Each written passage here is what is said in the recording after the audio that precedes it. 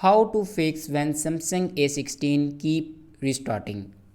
So let's start the video. First of all, open settings. In settings, scroll down and click on device care. After clicking on device care, then open auto optimization, and here you can see the option auto restart. Now click on it and then turn off auto restart.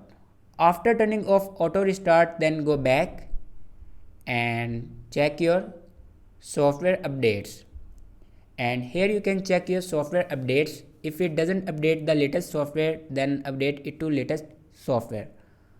After updating the latest software, then go back and open general management. In general management, you can see the option reset. Now click on reset and scroll down in last, and here you can see the option factory data reset. Now click on factory data reset and then reset your factory data.